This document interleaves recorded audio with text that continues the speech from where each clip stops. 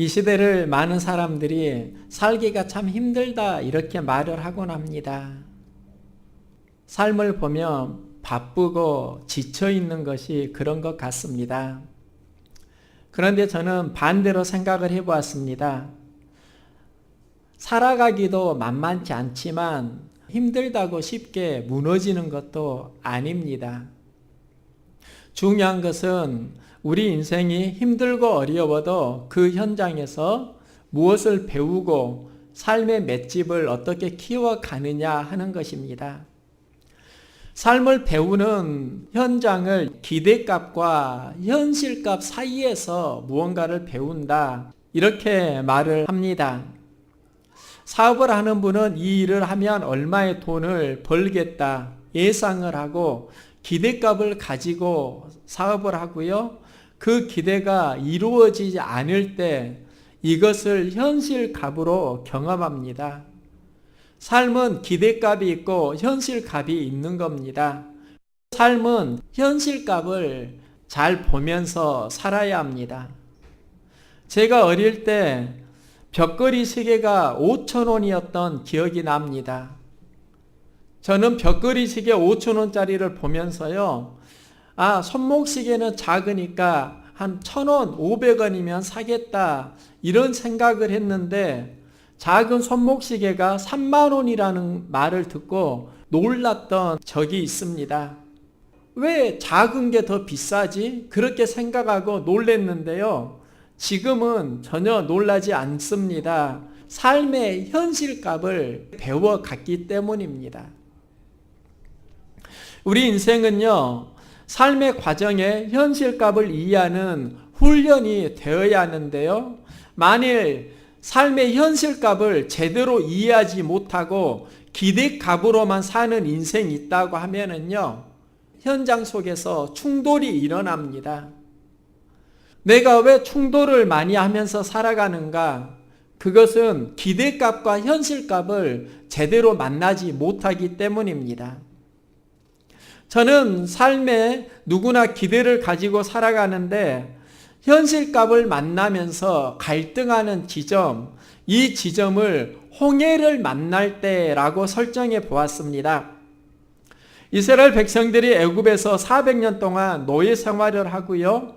모세를 통해서 출애굽을 합니다. 출애굽은 노예에서 해방되는 날이고 축제의 날입니다. 이제 가나안으로 가나보다 이런 기대가 싹 트는데 그 여정에 홍해를 만납니다. 나아갈 수도 없고요. 또 뒤에는 애굽 군대가 쫓아오는 상황입니다. 애굽에서 나오는 것은 기대값인데요.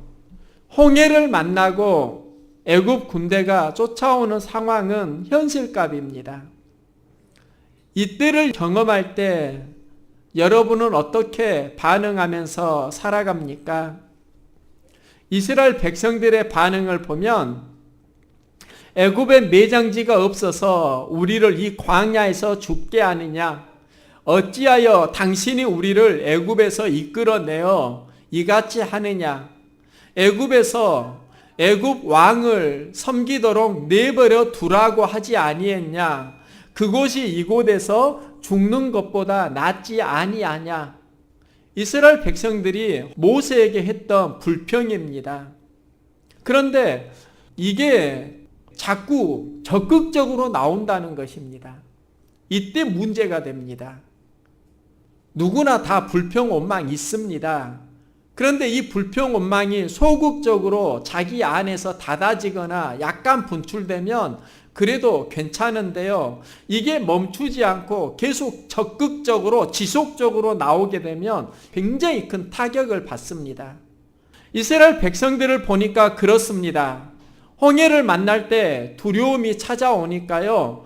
그 두려움 속에서 불평 원망을 쏟아내는데 어찌하여 우리를 애굽에서 이끌어내고 여기서 죽게 하냐? 이 광야에서 왜 죽게 하냐?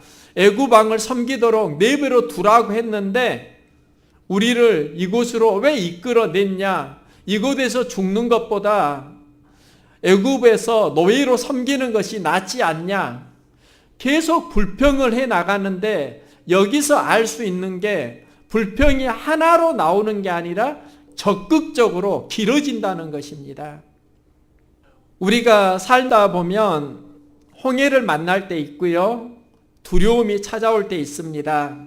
그래서 불평, 원망이 나올 수 있는데 그게 적극적으로 확장되어진다고 하면 정말 조심해야 합니다. 그리고 할 수 있는 대로 적극적인 불평을 먼저 소극적으로 드라이브를 해 가고요. 하나님을 향한 기대로 전환해 나간다고 하면 그때부터 새로운 이야기가 써질 수 있을 겁니다. 홍해를 만날 때 이스라엘 백성들의 이야기를 보면은요, 우리들의 삶의 이야기입니다. 기대값과 현실값 사이에서 살아가면서 불평이 나오는 시점이 있다는 것입니다. 이것을 어떻게 극복해 갈 수 있는가? 모세가 홍해를 만날 때 그 현장에서 했던 게 있습니다. 이스라엘 백성들과 차이점이 있는데요. 이스라엘 백성들은 홍해를 만나서 두려움을 느끼고 불평을 적극적으로 쏟아냅니다. 그런데 모세는 불평을 쏟아내지 않습니다. 그러면 모세는 홍해를 만날 때 마음속에 두려움이 없었을까? 두려움은 누구나 느끼는 감정입니다. 제가 지난주에 예수나무교회 최준성 목사님과 함께 식사를 했습니다. 그런데 새가족 초청잔치를 했을 때 경험담을 들려주는 겁니다. 많은 가족들이 오리라는 예상이 있었고요. 그래서 가족들이 열심히 음식을 준비했습니다. 새가족 잔치를 하면서 누가 올 것 같아요? 이런 데이터를 내지 않습니까? 참 많은 예상이 있었다는 겁니다. 그리고 음식과 새가족 초청 잔치를 준비했는데 수십 가정이 오기로 했는데 실제 온 사람은 5가정 뿐이었다고 합니다. 열심히 준비한 가족들이 실망을 했고요. 또 음식도 많이 남았습니다. 이때 목사님은요, 수고한 가족들을 전심으로 격려해주고 또 남은 음식을 쌓아가게 하면서 축복해 주었다고 했습니다. 그런데 그 이후에 했던 말이 저의 마음속에 자꾸 남는 겁니다. 새가족 잔치를 준비하고 기대도 많이 했지만 실은 원하는 대로 되지 않으니까 사역이 안 될 때 가장 큰 부담을 느끼는 사람이 자신이었다는 겁니다. 그런데 실망과 불편한 마음을 극복하고 가족들을 전심으로 축복해 주었다. 이 말을 들으니까요, 왠지 위로가 되더라고요. 예수나무 교회는 상가에서 개척하고 1년에 100여 명이 출석하는 교회로 부흥했습니다. 그리고 계속 부흥을 하고 있습니다.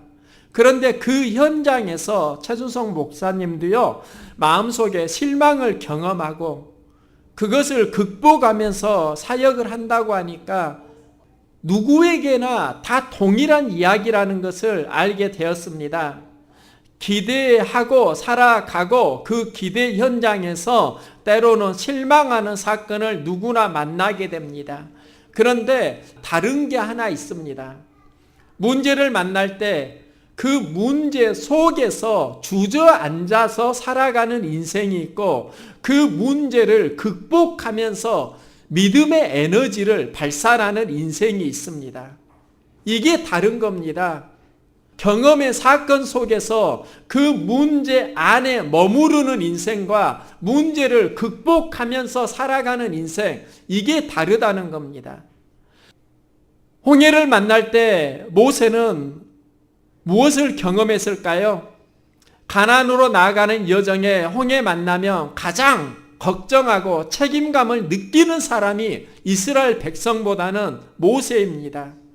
홍해를 만나서 가장 난처한 사람이 모세입니다. 그런데 모세가 했던 말을 보면은요, 두려움이 없었던 게 아니라 두려움을 극복하고 하나님을 바라보는 사역을 한 것입니다. 우리도 인생을 살아갈 때요, 염려와 두려움 없는 거 아닙니다. 나만 어려운 거 아닙니다. 누구나 삶 속에서 만나는 홍해가 있는데 그 홍해가 찾아올 때 두려움을 극복하면서 믿음의 행진을 해 나가는 것입니다. 얼마 전에 교회 입구에 십자가 전원이 나가서 작업한 적이 있습니다. 사다리를 타고 몇 메타 높진 않은데요, 그래도 4-5m 올라가서 작업을 해야 했습니다. 사다리를 타고 올라가는데 아내가 걱정스럽게 묻는 겁니다. 안 무서워요? 사실은 바라만 보아도 무섭다는 겁니다. 그때 제가 이런 말을 했습니다. 나도 무섭네. 그래도 올라가네. 말씀을 준비하면서요, 그 이야기가 자꾸 생각나는 겁니다. 우리가 무슨 일을 해야 할 때 때로는 익숙하지 않은 사다리를 올라야 할 때도 있습니다. 그런데 오를 때 보면은요, 무섭습니다. 그런데 그 무서움을 극복하면서 일을 하는 겁니다. 그런데 저는요, 사다리 4-5m 오르는 것도 무서워서 벌벌 떠는데요, 앞에 온룸을 짓고 있는 아저씨들을 보니까 10여 메타 높이에서 작업을 하고 있는 겁니다. 저는 밑에서 보아도 겁이 납니다. 그래서 제가 그 아저씨에게 물어보았습니다. 그렇게 작업하시면 무섭지 않으세요? 저는 무섭다는 말을 할 줄 알았는데요. 아니요, 안 무서워요. 이 말을 하니까 제가 예상했던 것과 사실 달랐습니다. 아니, 나는 4-5m만 올라가도 무서워서 벌벌 떠는데 어떻게 저렇게 10여 메타 높이에서 작업을 하는데도 안 무서워요? 그때 그분이 이런 말을 하는 겁니다. 저도 예전에는 무서웠어요. 그런데 많이 하다 보니까 이제는 그 무서움이 예전보다 훨씬 줄어들어서 이제는 안 무섭습니다. 이런 말을 하는 겁니다. 그때 제 마음속에 찾아오는 마음이요, 아, 저분이 지금은 안 무섭지만 이 안 무서운 단계까지 오기 위해서 처음에 두려움을 극복했고 그 두려움을 극복하시니까 이제 전문가가 되셨구나, 이런 마음이 찾아오는 겁니다. 우리 인생에도요, 만나게 되는 홍해가 있고요, 홍해가 있으면 두려움이 찾아오는데 이 두려움을 극복하는 인생이 있고 그 두려움 속에서 계속 언어를 불편하게 쏟아내는 인생이 있습니다. 모세는 두려움 속에서 하나님을 상대합니다. 그리고 문제를 극복해 나가는 겁니다. 이스라엘 백성과 모세의 차이점이 무엇일까요? 동일하게 홍해를 만났습니다. 그리고 동일하게 염려, 걱정, 두려움이 찾아옵니다. 그런데 이스라엘 백성은 문제를 만날 때 환경을 상대하고 그 환경이 주는 에너지를 입으로 분출해 낸다는 겁니다. 이게 불평온망입니다. 그런데 모세는요, 홍해를 만날 때 두려움이 찾아오지만 그 두려움을 마음속으로 극복합니다. 그리고 하나님을 바라봅니다. 하나님을 바라보면서 또 문제를 극복합니다. 그리고 모세가 하는 말은 홍해를 열게 됩니다. 우리도 무슨 일을 할 때요, 극복하고 하는 언어가 있고 극복하지 못하고 쏟아내는 언어가 있습니다. 극복하고 말하는 언어는 간증이 되고 또한 생명력 있는 말씀이 되지만 두려움과 염려가 있을 때 극복하지 못하고 쏟아내는 그런 언어들은요, 삶을 굉장히 피곤하고 지치게 합니다. 여러분은 홍해를 만날 때 어디를 상대하십니까? 환경을 상대하지 마시고 하나님을 상대하고 하나님 주시는 말씀을 선포해 가시기 바랍니다. 모세가 했던 일은 무엇인가? 여호와께서 너희를 위하여 싸우시리니 너희는 가만히 있을지니라. 홍해를 만날 때 하나님이 일하시는 환경을 만들라. 이 비전을 모세가 선포하는 겁니다. 여호와께서 너희를 위하여 싸우시기 위해서 너희는 가만히 있을지니라. 모세가 여기에서 명한 것의 핵심은 침묵하라는 것입니다. 우리가 살다 보면 두려움이 있고요. 두려움 속에서 불평이 나옵니다.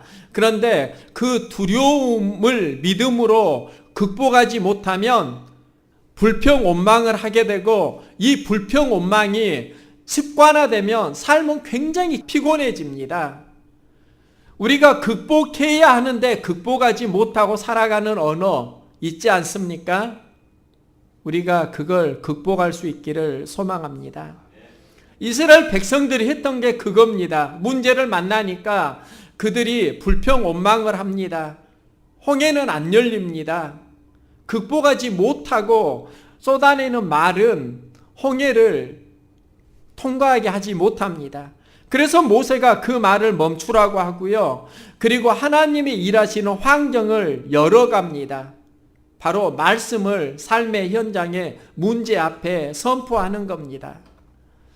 홍해를 만날 때 이야기가 우리 삶 가운데 참 많이 일어나는 사건들입니다. 개인에게만 홍해가 있는 게 아니라 나라도 극복해야 하는 많은 홍해 사건이 있습니다. 요즘 필리핀의 두테르테 대통령이 화제가 되고 있는데요. 저는 필리핀의 두테르테 대통령을 미국 대통령과의 정상회담 사이에서 알게 되었습니다. 필리핀과 미국이 정상회담을 하는데요. 두테르테 대통령이 미국 대통령을 상스럽게 욕한 게 기사화 되었습니다. 교황에게도 그런 표현을 썼다고 합니다. 강아지의 다른 말을 쓴 것입니다. 설교에서 표현하기는 좀 애매한데요. 보통 신문 기사를 보면 개 XX로 나오는 단어를 두테르테 대통령이 미국 대통령에게 사용한 것입니다. 언어의 개념이 없고 또 정상회담을 해서 어떤 이익이 있을까? 결국 미국이 정상회담을 하려고 했다가 취소했던 것이 기사화가 되었습니다. 그런데 대통령 신분이면 구별해야 하는 말의 표현이 분명 있습니다. 두테르테 대통령은 막말을 또 잘하는 대통령인데요. 그런데 그의 이야기를 살펴보니까 5월 대선에서 39%의 지지율로 대통령이 되었는데 지금은 필리핀에서 91%의 지지율을 얻고 있다고 합니다. 어떻게 이렇게 지지율이 상승했을까? 마약과의 전쟁이 핵심을 이루고 있습니다. 그런데 그 사건의 내용을 보니까 점점 이해가 안 되는 겁니다. 6월 30일에 대통령에 취임하고 지금까지 3,000여 명이 넘는 사람들이 살해를 당했습니다. 그런데 그 살해를 조장했던 사람이 두테르테 대통령인 겁니다. 이게 무슨 일인가 보니까요. 두테르테 대통령이 마약상이나 중독자를 알고 있다면 직접 가서 죽여라. 이렇게 독려를 했고요. 마약 사범을 죽이면 2만 페소를 상금으로 내건 것입니다. 왜 이런 일이 일어나고 있을까? 필리핀의 환경을 보면요. 현재 수백만 명이 마약으로 극심하게 시달리고 있어서 그 나라가 어려우니까 그걸 극복하기 위해서 극약 처방을 내린 것입니다. BBC 방송이요. 필리핀의 한 여성과 인터뷰를 했는데 그녀는 남편과 함께 마약 용의자 6명을 살해했다고 합니다. 그런데 그녀가 했던 독특한 말이 있는데요. 우리의 보스는 경찰이라고 말을 했습니다. 사람을 죽이는데